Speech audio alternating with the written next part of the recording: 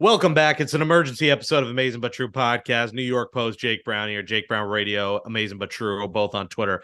I'm not exchanging any pleasantries. This is an emergency episode to react to the Mets' nonsensical trade on Thursday night of their closer, David Robertson. There are about 8 million layers to attack of this, and I needed to do a show as a form of therapy because I lost sleep last night. I woke up today, and usually you have a fresher brain next day, process some things. Oh, this is fine. I woke up, and at 1:15 p.m., as I sit here, I'm still pissed off. The Mets trade closer David Robertson in the division to the Miami Marlins for two prospects who can't drink and won't touch the Mets system, won't touch the major leagues until NYCFC is a home next to Citi Field, probably in 2027. At the earliest, 2026, we see them in Queens. Infielder Marco Vargas and catcher Ronald Hernandez. Not Jason Vargas and Keith Hernandez, Marco Vargas and Ronald Hernandez. Let's start with this. The Mets decide to do this in the middle of a game. Basically, it seemed like it got done during the 90-minute rain delay. They go on a win 2-1, a nice win. You start the weekend with a victory. You gain a half game in the wild card to get you to 7. You got 3 more against the Nationals. Then you get 3 against the Royals. The trade deadline is Tuesday at 6 p.m. They decided to trade the rock of their team, the savior of the bullpen. When Edwin Diaz went down, David Robertson became the glue guy, him and his 2.05 ERA. So we knew he was going to get interest. We knew that if the Mets decided to sell, that David Robertson would probably get the most back. And I totally get the idea of trading him. But let's start with this. To trade him during the game, you had to put Brooks Raley in. Raley has had a good year. He has to be the closer for the night. I've said this before. You did this with Eduardo Escobar. You trade him during the game. You have 21 other hours of the day to make a trade, and you do it during the game. You just want to keep giving up on the season and giving up on the fan base on July 27th. They had to do it during the game. A 1-1 game, it was tied. You do it during the game. You do it 1, 2, 3, 4, nearly 5 full days ahead of the trade deadline. A deal you could have made on Tuesday for either the same or better players, you did 5 days ahead. So essentially, you waved the white flag on your playoff hopes. You waved the white flag on the freaking season. It's a disgrace. I didn't say you shouldn't sell. I didn't say you shouldn't trade David Robertson. But you do it before the series ends. You have 3 more games. You're saying to a fan base who already has zero interest in going this weekend to see the Mets play the Nationals at Citi Field. You want to tell the fan base, a good amount of people who stuck around through that rain delay, made noise, were alive, cheered the team on to a 2-1 win, thanks to a sac fly in the 8th inning by a guy who might get traded on Marcana. You decide to say, hey, we're going to do this in the middle of a game before the end of the weekend where you can gain up to 3 more games to get back in a race. That's when you wave the white flag. Billy Schlepler. Billy Sleeper. You've heard Billy and Epler. We know how inept he is. This trade sucks. The timing of it, and then it comes out after the game. So instead of reacting to the win that they just had, the players have to react to a trade that was made during a game. How piss poor are you running this show here? It's pathetic. Talk about team morale going down. Yeah, let's trade our closer, one of the best players on the team this year, during the game on Thursday, 5 days before the trade deadline. So that's one. I hate the timing. I hate that they didn't wait it out. It's stupid. You want to tell me all the interest you were getting for David Robertson and then proceed to trade him on Thursday before the deadline. Tell me how that makes sense. So there's one. Timing sucked. 2, You trade him to the Marlins. You trade him in the division, a team that you still have to play, a team that you're still fighting in the wild card for, and you made that team better. You want to tell me all the interest you had in David Robertson? American League's interested, other teams are interested, and you trade him in the division, a team in the wild card race, a team ahead of you. Make that make sense. Number 3, you go out and trade David Robertson for 2 guys at positions you do not need. You trade him for 2 guys, 18-year-old Marco Vargas, 19-year-old Ronald Hernandez, 18-year-old Vargas. Guess what position he plays? Shortstop. You got a shortstop for a decade. What position does Ronald Hernandez play? Catcher. You got a catcher for 2 decades. You have Parada in the wings. You have 2 catchers in your system. What do you need a catcher for? This is an organization depleted for pitching depth. No pitching. And you get a catcher and a shortstop. Make that make sense. Both who won't be here for at least 3 years. They're in the Florida Coast League right now. Not even the St. Lucie Mets. Not even the Brooklyn Cyclones. These are kids. Vargas will become 6th in the system. Hernandez will be 18. Listen, the numbers mean nothing. We don't know what they are. I'm not going to say they're lottery tickets per se, but we don't know what these kids will become. We know what Robertson is. He's got to get you better than that. And no matter, these kids can become Babe Ruth. They can become great. And if they do, and they're still with the Mets, I'll eat my words in 2027. In 4 years. For a franchise built to win now, for a franchise with all this money, they're depleting a farm system that's partially depleted because Billy and Epler traded for guys like Vogelback, Naquin, and freaking Darren Ruff, where he gave up those low-level prospects to get those bums. And now they're thriving elsewhere. So you have to restock a system, losing pitchers to get 2 positions that you have for 2 decades. You got Lindor, you got Mauricio as a shortstop, you got Alvarez as a catcher, you got Parada as a catcher. So tell me what you need those for. I'll hang up and listen. Listen, everyone has a right to their own opinion. You can defend this trade all you want. You could tell me these prospects are going to be great. You could tell me they need to retool the system. And I'm not going to say those statements are wrong because, yes, the system sucks. You could always use extra guys in different positions. You have the DH now. Maybe they become a DH. He was a 38-year-old closer. I get all that. And I'm not saying they shouldn't trade Robertson. But to do it Thursday night during a game when you're still trying to win some games and get in the thick of things is, 1, it's waving the white flag, which we know. But 2, it's sending a message to the team like, why are we going out and winning? Like, why should we go win this weekend? Why should we try when you trade Robertson? A guy who's clamored, I want to be here, I want to be here, I want to be here. Wait till Tuesday. Try and win 3 games this weekend. Maybe you're within 5. Maybe you're within 4. Maybe you're within 6. Maybe you stay at 7. Those other teams win. But you're playing 2 last-place teams this week. The Royals coming up, and then you can realistically beat these teams, get within 4, and now you have no closer. And there's no contingency plan for next year to help the bullpen now. Edwin Diaz will be back, sure. But you don't have any relievers coming in the pipeline now because you didn't get anyone. I'm telling you, there was a better deal if you waited. I can guarantee there was a deal that would have you get a player that might help you next year at least. Instead, we're going to wait 4 years for 2 kids that are either trade chips, which that's what I would lean towards, or we see them in 2026, 2027.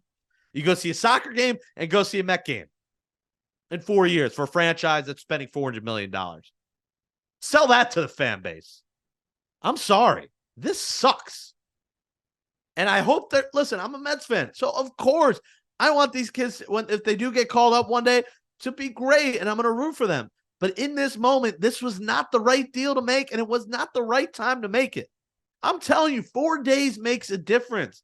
You're not selling tickets. In fact, less people are going to go now this weekend. So, one, it's a bad business move because you're losing out on fans this weekend. 2, it's a bad message to send to the players.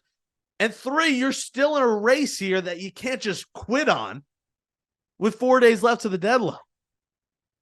You could have moved Robertson Tuesday. And listen, if you did this exact same deal Tuesday, I'd be less mad because at least you tried over the weekend.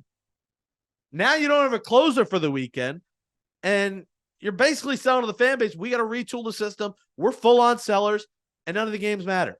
So on July 28th now, you quit. And I hate that message that you send to a fan base. I'm sorry. I hate it. You could have waited, man. You could have waited till the trip to Kansas City. You have 2 road trips. You buy yourself some time. You get Mauricio. To do it Thursday night is pure ineptitude. The other layer to this trade. How am I going to trust Billy Epler bringing in prospect? How am I going to trust Billy Epler here? What track record does Billy Epler have to make me like this trade? And that's the funny part, the people that are defending it. What has he shown you? What prospects has he traded for? What has he done? What trades have he done that you said, wow, Billy Epler is a genius? He's done nothing. I've done more for the franchise by letting them know what food's in the stadium. I mean, he's done nothing. So for the people defending it, and listen, I get they got scouts and they got these guys, and everyone knows better. Like even the people that looked up last night and break out information, he's this, he's going to be good, he's a great left-handed hitter. Most people have never seen these guys play outside the scouts. So that's when, yes, okay, I trust these guys. They have scouts who've seen these players. They see things that we don't. But it still doesn't change anything I just said. It doesn't change the standings, the feel of the team, the message of the fan base, tickets being sold, the wild card race, doing it in the division. The farm system has a way to go. Yeah, because you traded Carson Seymour. You traded a potential hitter in J.D. Davis. You traded Zach and Sapucki. And listen, they haven't been good, but you traded those guys for Darren Rugg. You traded Saul Gonzalez, who had a 2.6 ERA in A-ball, a pitcher, for Michael Givens, who did nothing. You traded Jose Acuna, who's in high A-ball with a sub-3 ERA. You traded Hector Rodriguez in that same trade, who was killing it in high A-ball, for Tyler Naquin. You traded all those prospects, those low-level prospects, those similar guys to what you just got for rentals last year. How did that work? There's no pitching here. There's no pitching up in the pipeline coming up at all. And you did this. The other, I've lost count of how many things. The other angle of this is David Robertson is an incredible clubhouse guy. We interviewed him on the field. He's a tremendous guy. He went to the charity event last week, and he said, I just want to be with my kids. He's a family man. He's a great pitcher. He's a veteran leader. And now he's out the window before a weekend that you need to win 3 games to stay in the race. And now it's making me like, why am I even like, go win 3 games, get in the wild card race? You just lost your closer. What, get in the race, make the playoffs, and then have Diaz save you? No, Robertson's going to have to get you there. Now he's gone. And you got nothing to help you this year. You got nothing to help you next year. You got nothing to help you in 2025. Let that sink in. For at least 2.5 years, you traded your dominant closer and got 2 players that won't help you for at least 3 years. Probably 3 to 5 year. There's a 3 to 5 year window for a World Series. 3 to 5 years till you get those prospects that you got David Robertson for. And now the other angle is you set the tone for the weekend that these other guys are going to get you a bag of peanuts. You got two prospects, 18 and 19-year-old, for your number one trade piece. Vogelback won't even get you a Krispy Kreme donut. He won't get you 6-pack of donuts. Tommy Pham's going to get you a low-level prospect now. You've set the tone to other teams this weekend. Now, wow, the Mets are going to give up their closer for these guys? We're about to have a field day. Billy Epler is arguably the worst GM in the sport. He's up there in the top 5 with this track record he's putting together. And last season, they were great. Listen, it was great, but they fell short. And this year, they are wildly underachieving. And of course, a lot of it goes in the players. They got to be better. But look at the depth. Look at the farm system. Look at what's been done. And trading for a Naquin, for a Vogelback, for a Ruff, and trading these farm pieces, and now setting up to say, we got to help the farm.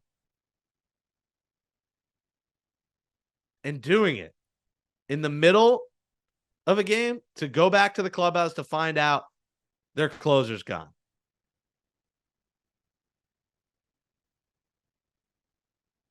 I've had a number of acquires in our players. Our farm system has got a way to go. What we have to do is just continue to add. If we're going to go where we need to go in the long term, we're going to need an upper tier farm system to get there. You won't be here in the long term. You will get a pink slip in the short term. It's frustrating. I'm sorry. And listen, more power to you if you're taking the positive side of this. If you have the side of 38-year closer, you got pieces, you're retooling your system, more power to you. But you don't have other pieces to get you what you need in pitchers. And I know the other argument is this. You draft a lot of pitchers in this year's draft. Those guys are still 4 or 5 years away. We're still in none of these moves and none of this stuff addressing 2024. We're not addressing next year. We're throwing it out the window like it's nothing. We're throwing it away like this is a rebuild. And if that's what this is, it's an utter disgrace. Because this team should not be in rebuild mode because they've had a bad 100 games, 102 games so far. And they may have a bad season. That should not be the message. With the core and the pieces you have and those 2 expensive veteran pitchers. And if that is, then at this point, if that's the message you're sending that you're not going to win next year, then you have to trade Verlander and Scherzer. Because if you're not winning next year, why are they here? You got them to win now. But now you're talking about 4 years from now. So now we're all sorts of confused. What is this team? What is this franchise? That's why I'm losing sleep. Listen, I use my hard-earned money to go to these games. I don't get all these games free. I pay for most of my tickets to go to these games. I pay most of the time, sometimes, for food and drinks to go to these games. Because I want to see a product that makes me happy. Last year was one of the best years of my fanhood. To now take that from our hearts and even going to the final weekend of this team to trade Robertson like that, it's just mind-blowing. It is pathetic.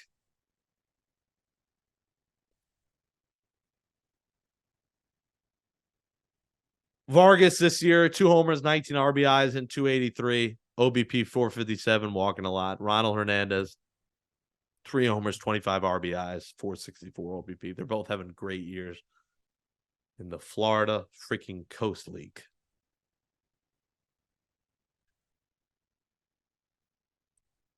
We got 2 more months of this. I don't know what's the point of even me putting the word Mets and playoffs in the same sentence now. It's just amazing that he didn't wait till Tuesday to even consider a deal. With all the interest you're getting, I guarantee you still could have traded him Tuesday and see what happens this weekend. Even if you won 3 this weekend, you're like, all right, we're still 5 out. Robertson's going to get us this, this, and this. Let's make the deal. I would be less mad. But like the timing of it is such a quitter, loser mentality. It's a loser move. It's a white towel. I'm out. See you later. Loser move. It is like Mark and Luina said on the pod yesterday. If you haven't heard, he said, being a Mets fan is a disease. It's a sickness. We still think we're in a playoff race when we're clearly out of it. And now it's a wrap. If they go on a magical run now, it would be even more shocking. Especially if they end up now trading a Raley or Ottavino, if they trade one of those guys. Because you imagine what they're going to mix and match. Those two guys will be closing. If there's lefties up, they might have Raley be the closer. If it's righties, Ottavino. But this sends such a bad message to the players. And like Lindor is going to say what he's got to say. That's right. But he's thinking, wow, we're done. We quit. And those veterans are like, wow, Billy really quit. It's a poor way to run an organization. I'm sorry. He's a bad GM. If you call him good, you're just stupid. You're just dumb. You just don't know the game of baseball if you think Billy Epler's done a good job. If you think Billy Epler hit a home run in this trade, I'm sorry, you do not know the game of baseball. So I'll wrap it on that. David Robertson is gone. He's headed to the Miami Marlins. I wish him the best of luck. What a class act he was here. Really enjoyed when we spoke to him on the field. Really enjoyed his, what he did for this team. Really lifting a team who's been awful all year and providing one of the few bright spots on an underachieving ball club. And, I want him to do well. I don't want the Marlins to make the playoffs. I'll root for him. I'm not going to root for the Marlins. And I hope the Mets consider bringing him back next season. That's the other side of this. And, maybe you still could bring David Robertson back and he's back part of the bullpen. But, man, if I'm him, why would he want to come back here with this GM? Maybe this new president, new GM, and he's like, hey, maybe they're doing it right. But the Mets have conceded. They've quit. They're a bunch of quitters. They're losers with a loser GM, with a loser mentality. And doing that on Thursday night in the middle of a game that you ended up going on a win, and players going into the clubhouse, learning of that news right after a win, they're high-fiving each other to learn that they won't high-five David Robertson. They'll kiss him goodbye. Me and Nelson Figueroa will be back after the trade deadline next week on Amazin But True from the New York Post. Watch us on YouTube. Subscribe. I'm going to go home. Thanks for listening.